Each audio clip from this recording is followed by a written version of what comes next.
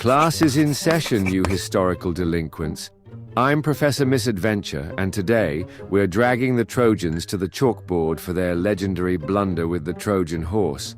These absolute walnuts thought they were getting a shiny new horse. Turns out they were just the punchline in history's oldest prank. I mean, who needs enemies when you've got a gift receipt like that? Spoiler alert, they're getting a big fat F for accepting the world's dumbest gift. And we're going to chalk up every detail of this disaster to see how to lose a war in the most embarrassing way possible. Let's set the stage for this ancient disaster, because the Trojans didn't just wake up one day and decide to flunk history. They had a whole war to set them up for failure.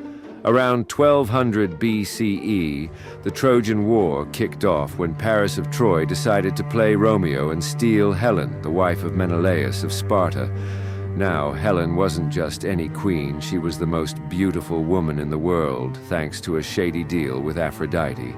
See, Paris was judging a beauty contest between Aphrodite, Athena, and Hera, and Aphrodite bribed him with Helen's love in exchange for a golden apple labeled "For the Fairest." Paris, you absolute dimwit, if you're going to steal someone's wife, maybe don't pick the one whose brother-in-law has 1,000 ships and a grudge. The gods were like, let's spice things up. Aphrodite played matchmaker, Zeus just sat there eating popcorn while Troy burned, and Athena and Hera were already plotting revenge. Divine parenting, folks. Menelaus wasn't about to let this slide, so he called up his brother Agamemnon, king of Mycenae, and rallied a massive Greek army. Think Achilles, the guy with the famous heel.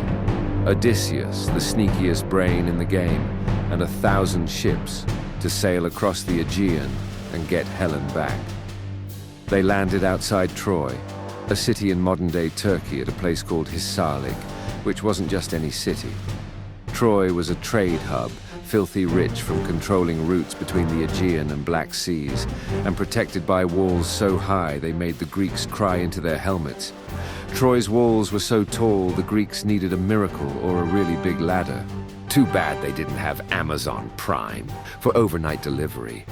For 10 years, the Greeks besieged Troy, throwing everything they had at those walls. Arrows, spears, even Achilles' famous temper tantrums when he wasn't sulking in his tent over a girl named Briseis. Troy held strong thanks to heroes like Hector, Paris's big brother, who was basically the MVP of not dying. Until Achilles got him in a one-on-one duel that ended with Hector's body being dragged around the city. Savage, Achilles savage. The Trojans also had help from allies like the Amazons and the Ethiopians, and their king, Priam, was desperately trying to keep the city together while Paris was off being useless with Helen. By year 10, the Greeks were out of ideas and patience. Their ships were leaking. Their soldiers were whining about missing their moms, and Agamemnon was one bad day away from rage-quitting and sailing home to Mycenae. After 10 years, the Greeks were ready to give up. Agamemnon was like, "I'm done." But Odysseus said, "Hold my wine, I've got a scam to pull."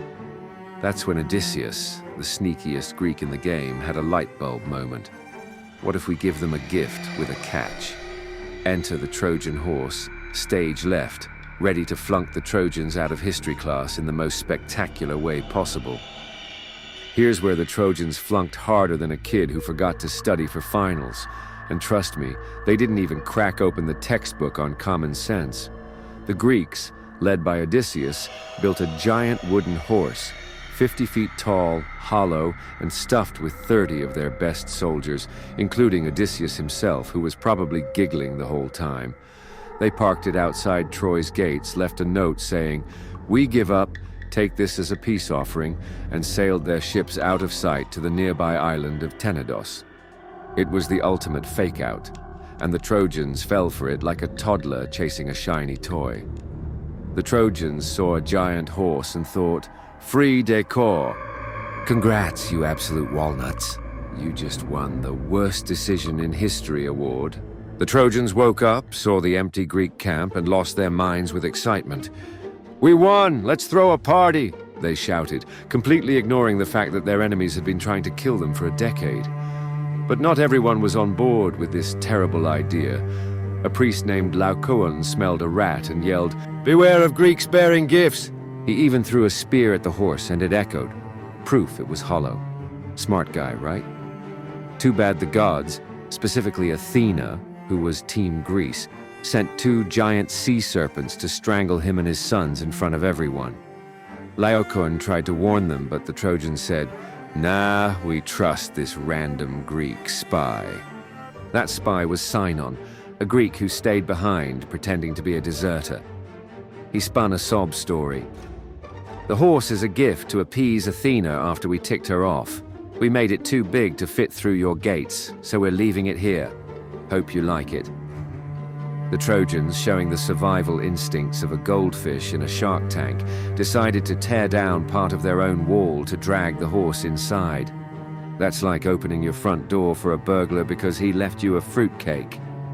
They threw a massive victory party, got drunk on wine, danced around the horse, and passed out thinking they'd won the war. Turns out the only thing they won was a one-way ticket to the History Fail Hall of Fame with extra credit for stupidity. Big mistake. Possibly the biggest in history. That night, while the Trojans were snoring, the Greek soldiers snuck out of the horse, climbing down with ropes like the sneakiest ninjas in ancient history. They opened the gates, signaled the Greek army, who'd sailed back from Tenedos under cover of darkness, and let them storm the city. The Greeks turned Troy into a barbecue, and the Trojans provided the firewood. Ah, if that's not a fail, I don't know what is. Troy burned to the ground, with flames so high they could have roasted marshmallows for the gods. The Trojans were slaughtered, women and children were taken as slaves, and King Priam was killed at the altar of Zeus. Ironic, since Zeus didn't lift a finger to help. The Greeks finally got their victory after 10 years of fighting, all because the Trojans couldn't resist a freebie that screamed "trap" louder than a foghorn. So, what did we learn from this chalkboard catastrophe class? First, never trust a gift from your enemy, especially if it's a 50-foot wooden horse that screams "trap" louder than a foghorn at a silent retreat. The Trojan horse became the ultimate symbol of deception in warfare, showing how psychological tricks can outsmart even the strongest defenses like Troy's massive walls. The Trojans invented the phrase Trojan horse. Too bad they didn't invent a brain cell to go with it. I mean, they failed so hard they're still giving us trust issues 3,000 years later.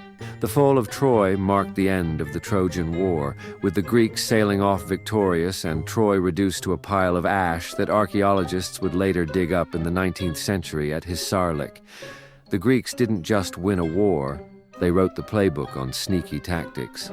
The Trojan horse inspired military strategies for centuries, from medieval siege tactics like hiding soldiers in supply carts to modern psychological operations in warfare.